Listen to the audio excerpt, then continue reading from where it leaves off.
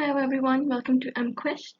Today I'm here to talk about the intriguing and the vital aspect of science and everyday life. Magnets. Magnets are objects that produce magnetic fields and have the remarkable ability to attract certain materials.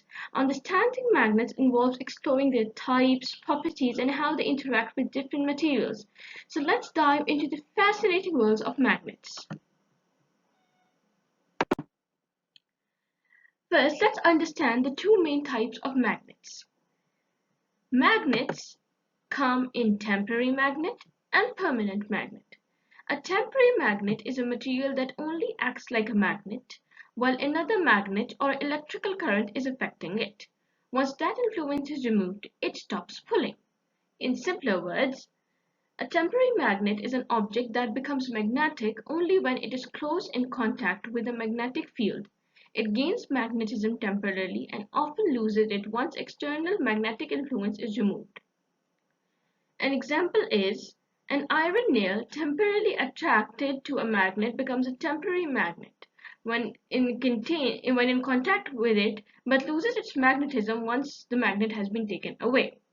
The second is the permanent magnet. The permanent magnet is a material that becomes magnetized once and then keeps its own magnetic pull for a very long time without needing any outside help to stay magnetic.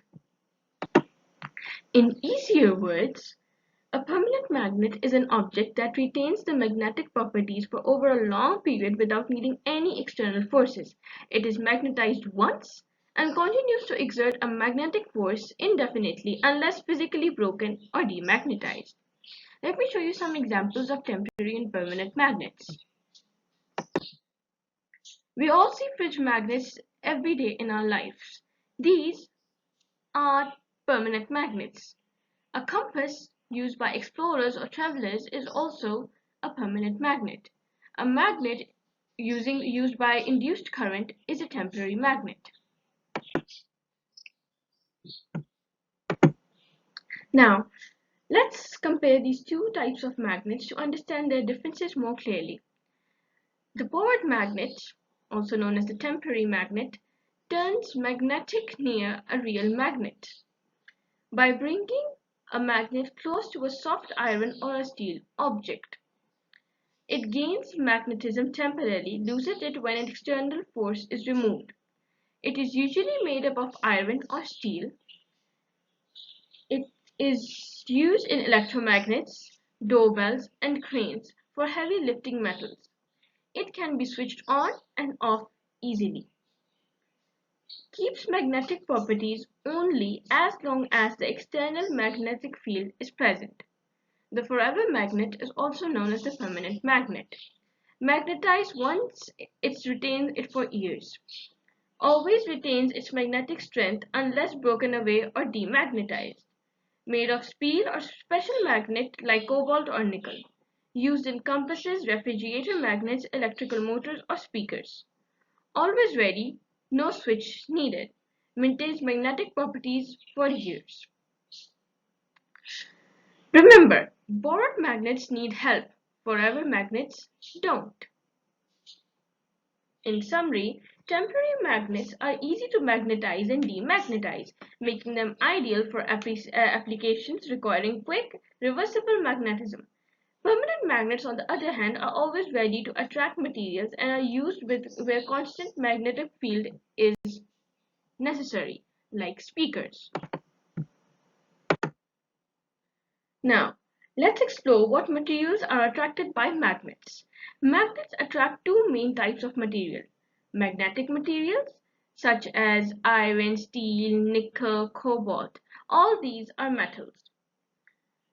These materials are strongly attracted to magnets. Some alloys and steels contain significant amount of iron and nickel. Examples of material attracted by magnets are nails, steel tools, nickel coins, cobalt-based alloys, some parts of electronic devices, magnetic tapes, and recording heads. Conversely, materials that are not attracted to magnets are called non-magnetic materials. These contain wood, plastic, glass, aluminum, rubber, and cloth too.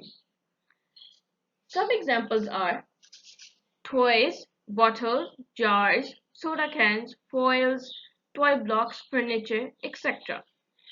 A fridge magnet sticks to a spoon, but it does not stick to a plastic cup.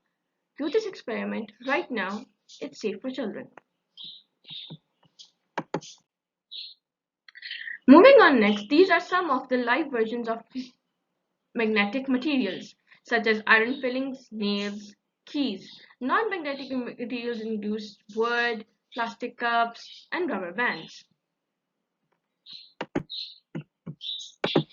So, what is basically magnetic materials and non-magnetic materials? Magnetic materials are the materials that get pulled toward a magnet because their atoms can act like tiny magnets and line up together.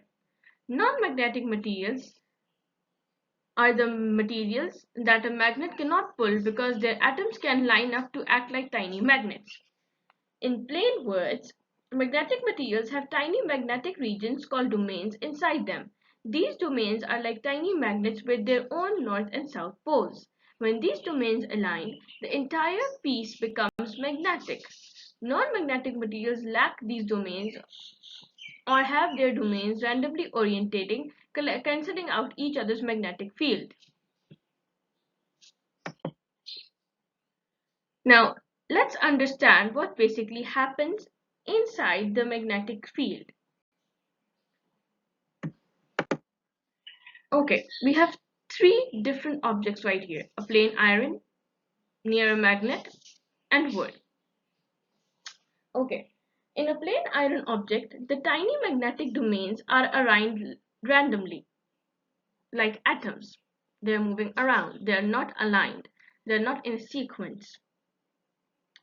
So, this means that the individual magnet effects cancel each other out, so the object is not magnetic naturally.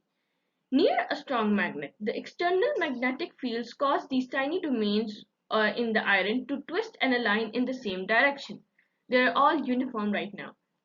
As a result, the entire object becomes magnetized and can attract other magnetic materials.